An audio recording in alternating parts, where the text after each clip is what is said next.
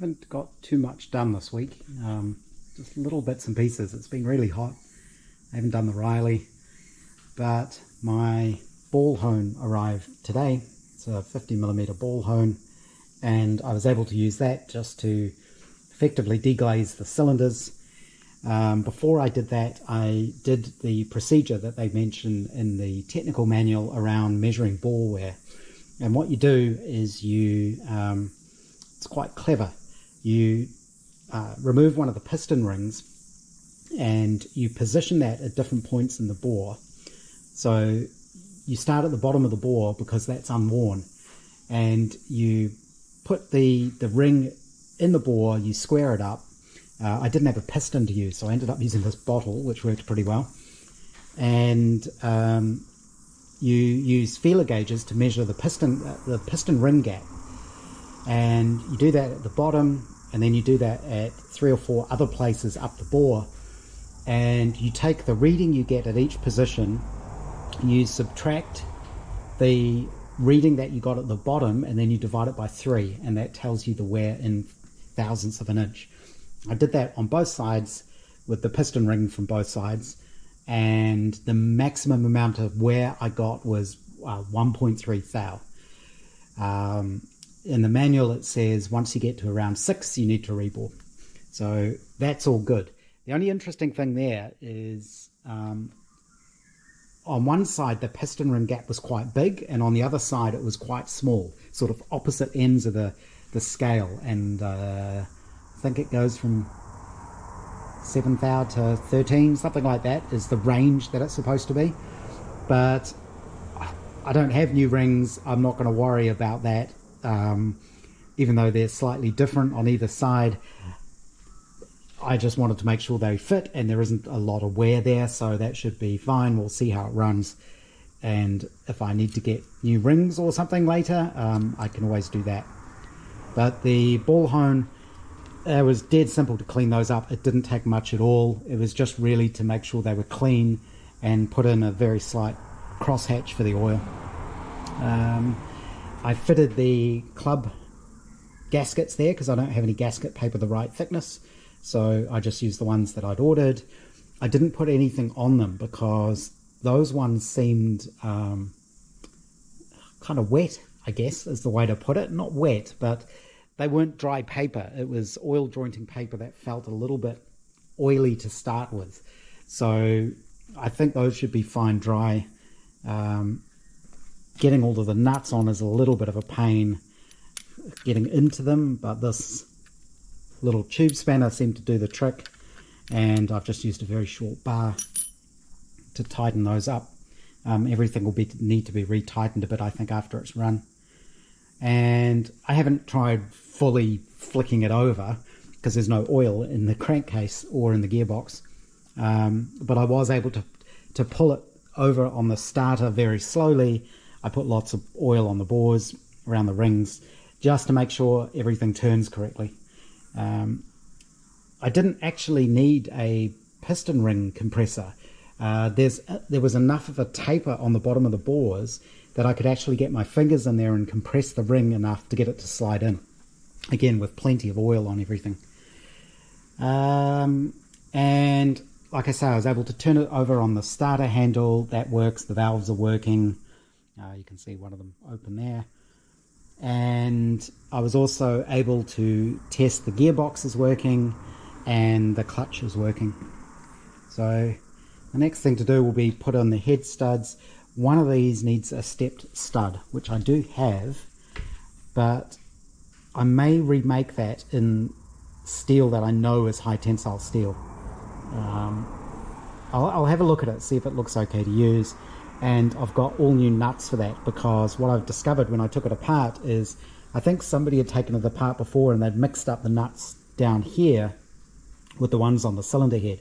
The cylinder head ones have to be special high tensile steel, and they're actually marked differently. I don't know if we'll be able to see it. There's one.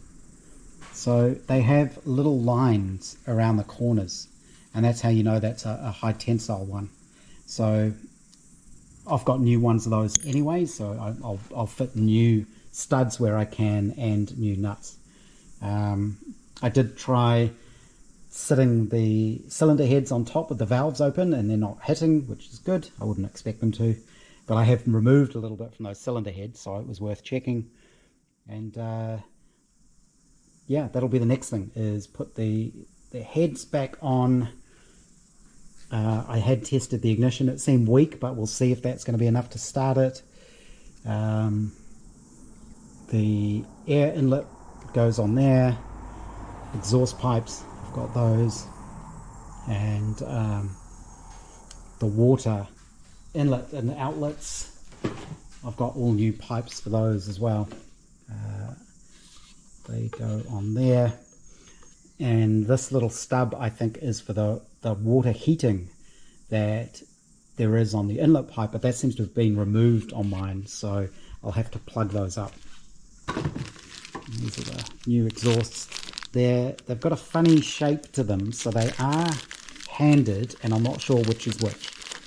I'm guessing they're only going to fit one way around. And I think that's the other side by the looks of it. I'll have to rescue the little plates off the old pipes. So I suspect they go in there like that.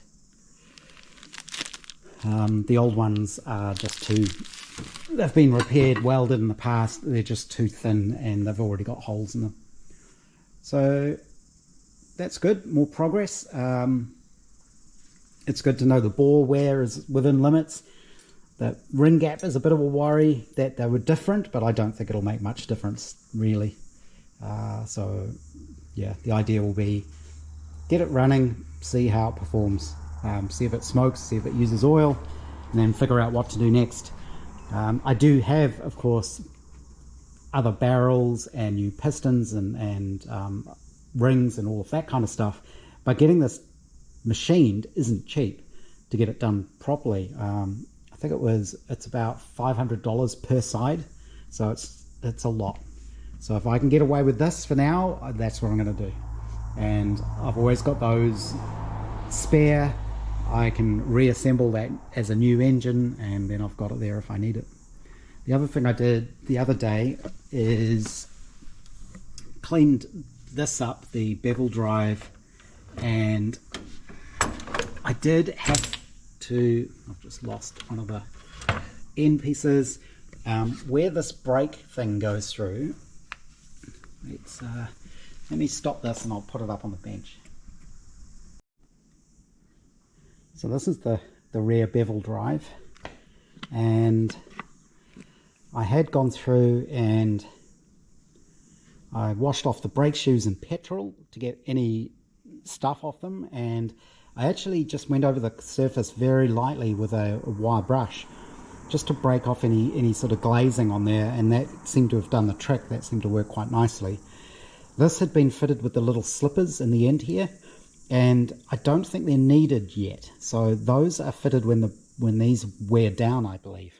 But I think these are reasonably thick.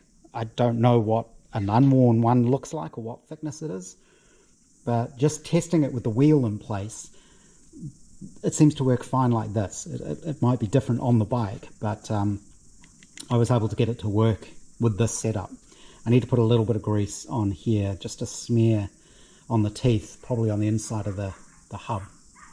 But the other thing I had to do was, once I cleaned everything up, there was actually a hairline crack in here, which is where the rear brake cable adjuster fits in. So this is threaded, and you do up this little lock nut. So I ground out the crack as much as I dared. It's very thin, so I didn't want to go too thin, and you can actually see there's still a little bit of the crack left on the end, and I had to TIG weld that up. I left it a little bit thick, and then I reran a tap through there. I think it's 5/16 BSF, just to clean that up, and that seems to work again now, so that should be good. I need to refill this with oil. I haven't opened this up. I did kind of flush it out. I took the drain plugs out and cleaned it out with cleaner, but I need to refill it with oil. I've replaced all of the washers on the little drain plugs with soft aluminium ones, new ones, because they were all pretty mangled. So I think that'll work, which means I can reassemble that rear wheel. I could actually do that now. The thing that is now going to hold me up is I need to reattach this to the frame, and to do that I need the little rubber grommets, and I will have to order those from the spares. Don't think I can get anything locally that'll fit. I had a look, but there was nothing really suitable. U-joint seems good. Obviously I'll grease and oil and lubricate everything where appropriate. So that's that. And then the next thing to do will be take the front end apart. I think I've also been looking at the wiring, and I think some of this is original wiring. It's kind of rubber coated. It's either gone extremely brittle and cracked, or it's kind of melted. So I suspect I will end up redoing all of the wiring. I think that's the easiest way to make it reliable again. It's not original, it's already been hacked. There's bits tacked on all over the place. That's a bit of speaker cable. So I don't think I'm going to be losing any originality by repairing that, but I'll see if I can figure out what the colors and things are. This I noticed, I'm not actually sure where that's come from. It fell out of the body somewhere. I think it's padded, probably padding around the fuel tank. I should be able to see what these little depressions match up to, but I'll figure that out once I take it apart and clean it. The inside of this is covered in mud, so I want to clean that up. I want to see if I can just tidy this sort of thing up where it's spread apart. I should just be able to pop those out and shrink them up a little bit. And the key switch will probably need a lot of work. Front end, I'll get the front forks off. I want to check the bearings in there. The front shocks will probably just come apart easily. They need a good clean. Front wheel needs a good clean. New tire. Front brakes, I need to go through them. They just don't feel right. And I will probably replace the cables because they're all pretty manky and sort of falling apart as well. And I think I've already might already have most of those. I'll need to get a new throttle cable because the one I ordered will be for the different type of carb, not the I think it's 363 or whatever it is that goes on this one. The other thing I need to look up is if this is legal in New Zealand. I think it is. It had the original number plate number there. It's been painted over, so you can still see the original number there. But I'm wondering if you're allowed to have this thing here, because I think they removed them because they were a danger to pedestrians. But I'll have to look that up. Maybe just having it painted over is enough, that there isn't a number there. I don't know. As well as the little buffers that go on the frame, there's buffers that go here. You can sort of see them. Same sort of thing, they just got the sides cut off. So that's for mounting the radiator. So I need to get new ones of those as well. I'm trying to think of everything I need to order so I can just do one order to the UK. I'll have to do that soon, otherwise I'm going to get stuck. And really need to get back on the Riley. I can't remember what I've already talked about. I think I had mentioned about panel bedding the pannier boxes to be straight again. I did put them through the phosphoric acid to get rid of the surface rust. It took off a little bit more paint than I'd like. I think because there was rust under the paint, so the paint just flaked off in quite a few places. Plus I'd already, a lot of it had come off when I was hammering it. So I did give these a really quick, very light dust over with some black engine enamel. And then I've wiped it all down with what's it called? Penetrol. That's it. This stuff. and sort of poured that into the seams and things to give it a bit more rust protection. So again, I didn't try to repaint them perfectly, really quick dusting just to cover the bare metal basically, and they've come out okay. They look a bit rough still because they were. So those should be fine when they go back on the bike. These should fit in there like that. I'm still kind of looking for some sort of container or something I could maybe put in there. That's how they fit in, so that these hold their shape, otherwise they just sag like this one has. It's got a towel in there, but that's not holding the shape. This one has blocks of wood. So I haven't been able to find a suitable existing tin with the right dimensions, so I think I will make something either from just thin sheet steel, just a sort of rectangle. I won't even put a bottom on it, just a sleeve that fits in there to help these hold their shape, because I think that'll look a lot better. But it's quite heavy with all this wood in it. But you know, I think once those go back on there, that'll be fine. At least they're not all bent up and mangled. And the only other small job I did, this is the penetrol coming off. I think it might be, I may have used the wrong rag when I rubbed the penetrol on it and used a rag with thinners on it, because I think it might have taken some of the paint off. But I had to sort of selectively fit a fibre washer in here to get this to seal nice and tight and get the petrol tap in the right place. I don't know if that leaks or not. I should actually check the tap. I think it's got little cork seals in it. So I should maybe put a little bit of petrol in there at some point and see if it leaks. And I think that's everything.